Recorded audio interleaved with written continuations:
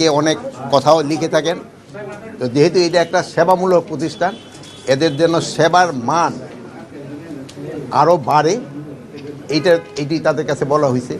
তা আপনারা জানেন যে হ্যাঁ, এই প্রতিষ্ঠানে আগে যে পরিমাণ দুর্নীতি হতো এই দিদি আসার পর অনেকটা কমছে, বাট এইটারে আরও কমায় আনতে হবে। এখনও কিন্তু পাসপোর্টের লোকজনে পেতে অনেক সময় অনেকটা হেসেল পোহাইতে হয়।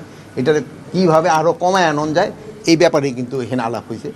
দিদিরে বলা হয়েছে, উনি তো চেষ্টা করতেছে, বাট উনি তো জিরো লেভেলে এখন পর্যন্ত আনতে পারেনি।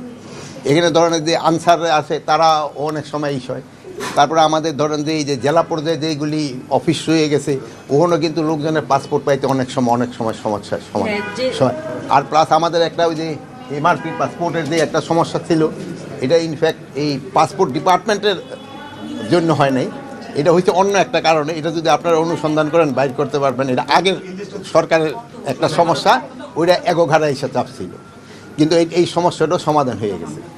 আর এখন আমরা বলছি যে এই 31শে ডিসেম্বর এই বছরের ভিতরে সব আমরা ইলেকট্রনিক পাসপোর্টের ভিতরে যাব, এমআরপি আর থাকবে না। শোনেন, এক সময় চিন্তা করছিলাম যে ইডেই উঠাই দিব, ওই যে পুলিশ ভেরিফিকেশন, শুধু আমরা কার্ডের উপরেই দিব, যেহেতু পুলিশ ভেরিফিকেশনের ক্ষেত্রেও কিন্তু জনগণে একটু ইসে থাকে, কি বলে, হ্যারাসমেন্ট হয়, যে পাইতে দেরি হয়, এই হয় সেই হয়, প্লাস পুলিশের সংখ্যা অনেক সময় কম।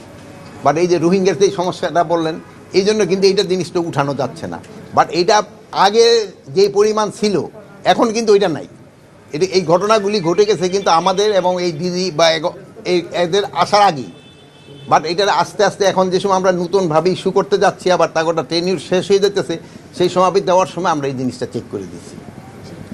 পুলিশ ভেরিফিকেশন থাকছে, তাহলে পুলিশ ভেরিফিকেশন থাকছে কি থাকছে না এর ব্যাপারে আমি এখনও বলতে পারবো না। বাট যদি দেখা যায় যে শুধু আমাদের আইডি কার্ডে দিয়ে পারা যায়, তাহলে হয়তো আমরা পুলিশ ভেরিফিকেশন তো উঠাই দিব, যেহেতু আইডি কার্ডও তো আমাদের মন্ত্রণালয়ে তো আসতেছে।